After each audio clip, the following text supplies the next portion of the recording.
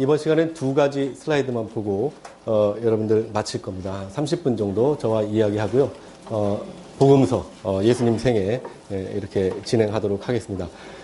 여러분들께서 신약의 구조를 모르셔서 제가 말씀드리는 건 아닙니다. 오히려 저보다 더 잘 아실 것 같은데 우선은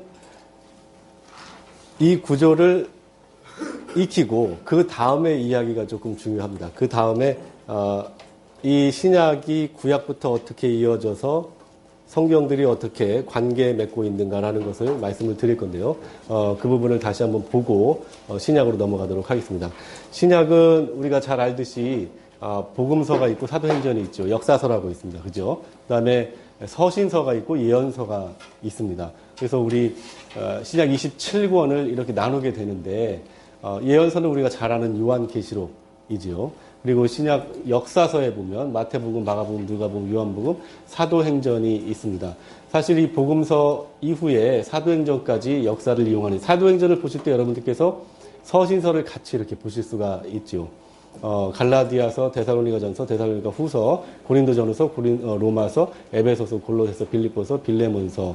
사도행전을 여러분들 읽어가면서 13장 여기 보시면 좀 보이지 않는데 13장 갈라디아서, 16장쯤 가면 데살로니가전서 후서, 18장쯤 가면 고린도전서, 21장쯤 가면 에베소서, 골로새서, 빌립보서, 빌레몬서. 이런 식으로 시간이 흘러가면서 사도행전에서 시간이 흘러가면서 서신서를 그 중간중간에 참고해서 읽으실 수가 있습니다. 그리고 바울 서신이 있고 일반 서신이 있는데 이 바울 서신은 13권이고 일반 서신은 8권이 있죠. 바울 서신 중에도 교회에게 보낸 게 있고 목회자에게 보낸 게 있는데 교회에게 보낸 서신서들 방금 말씀드렸고 목회자에게 보낸 서신은 디모데전서, 디도서, 디모데후서입니다. 그러니까 디모데전서, 디도서, 디모데후서는 사실 바울 선생님 인생의 후반기에 해당이 된다고 저희들이 보지요. 사도행전의 역사 흐름을 이렇게 쭉 보게 되면 후반 쪽에 걸쳐 있습니다. 제가 내일 오전에 강의해드릴 내용이 일반 서신인데요. 일반 서신에 보시면 야고보서, 베드로 전후서, 히브리서, 유다서, 요한 1, 2, 3서가 있습니다. 바울 서신과 일반 서신을 구분하는 이유는 바울 서신은 바울 선생님이 쓰셨고 일반 서신은 보통 예수님 제자가 쓰셨다고 보지요. 그래서 일반 서신으로 우리가 구분을 하게 되는데 바울 서신에 대해서는 우리가 집중을 좀 많이 해왔습니다. 그동안.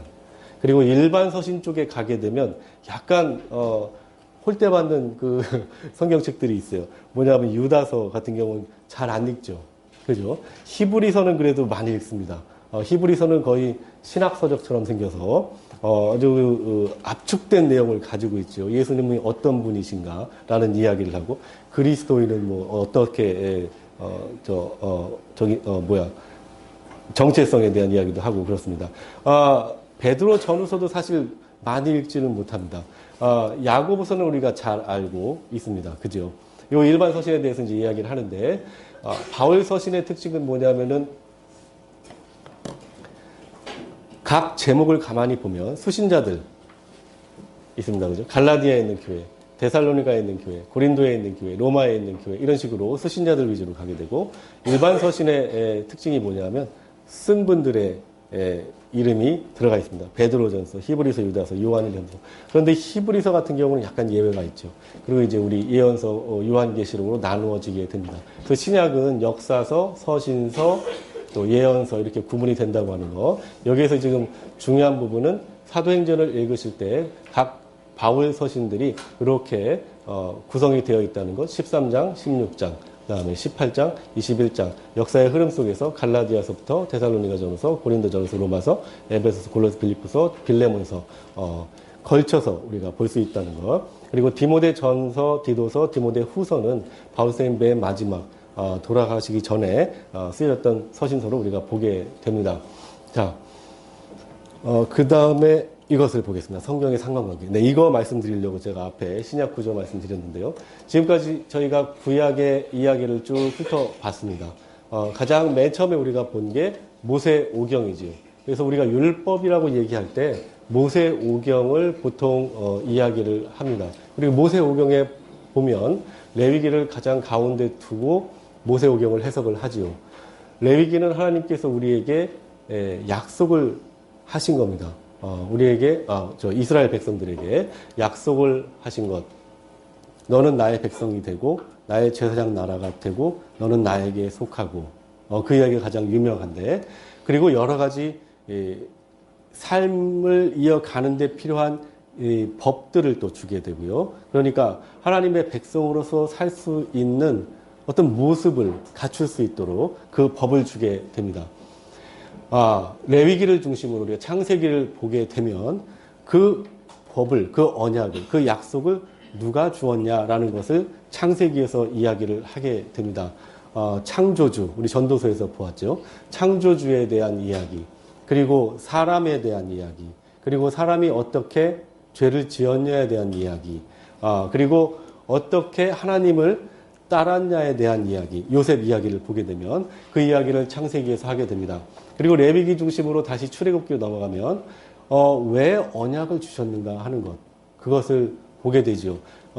출애굽기에 사실 그 십계명 이야기도 나오고, 네가 나에게 속했다는 이야기도 나오고, 또 내 백성이 된다는 이야기도 나오게 됩니다. 그리고 민수기에 가게 되면 실제로 그 언약을 받은 사람들이 훈련을 받게 됩니다. 광야를 이렇게 직접 갈 거리를 40년을 이렇게 헤매면서 하나님 말씀을 듣느냐의 문제를 훈련받게 되죠. 그리고 신명기가 되면 그 언약을 다시 한번 설명을 하는데 새로운 세대에게 또 하나님의 말씀을 강조하면서 새로운 땅에서 하나님의 백성으로 살려고 하는 이야기를 강조를 하게 됩니다. 그래서 모세오경을 우리가 보았고요. 이 모세오경의 핵심이라고 하면 누가 그 언약을 주었고 그 언약을 준 그 누구에게 우리가 어떻게 반응해야 되는가, 어떻게 살아야 되는가의 문제를 이야기를 해 줍니다. 그런데 거기에 불순종한 그 이스라엘 백성들의 모습이 있고 또 그 언약에 반응을 기록한 또 모습이 있고요. 그리고 그 언약을 잘 이행했던 그 모습을 기록한 책이 있어요.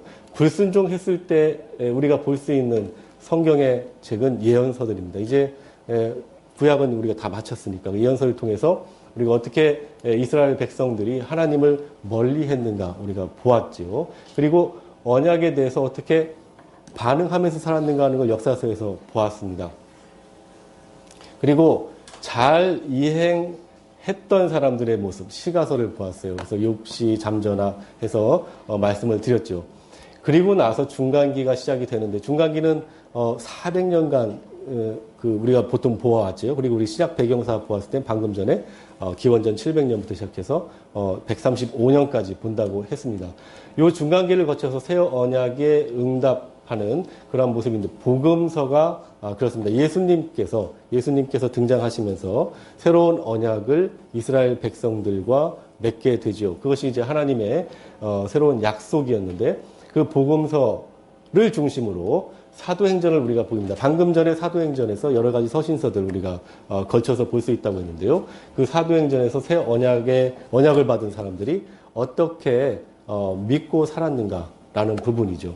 그 부분을 사도행전에서 우리가 볼 수가 있고 복음서를 중심으로 다시 서신서들을 보게 되는데 서신서들은 실제로 예수님 이후에 교회가 세워지고 그 교회에서 일어나는 일들에 대한 답을 주는 것이 서신서입니다. 실제로 바울 선생님께서 쓰신 그 바울 서신도 마찬가지고요.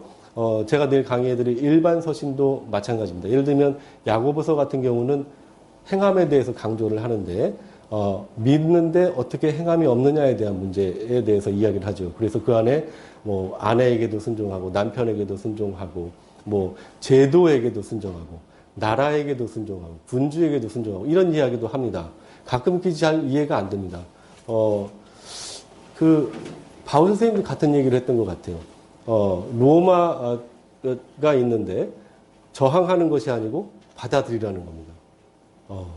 왜 그럴까? 순종하라고 하는 것은 또 왜 그럴까? 우리는 뭐가 좀 안 될 것 같은데 그 이야기를 내일 한번 해보겠습니다. 그 이유를. 자, 서신서들은 그래서 복음서를 중심으로 봤을 때 교회의 문제들에 대한 답을 준다라는 이야기입니다. 그리고 이 모든 결론, 구약부터 시작해서 서신서, 사도행전, 그리고 복음서의 결론이 요한계시록에서 맺어지게 됩니다. 이 상관관계는 여러분들께서 머릿속에 이렇게 넣어 두시면은 성경 전체를 이해하시는 데 상당히 유용합니다. 성경을 한번 열어 보시지요. 성경 맨 앞에 여러분 혹시 성경 가지고 계세요? 네, 성경책 가지고 계시죠? 성경 맨 앞에 보시면은 순서가 있어요. 순서.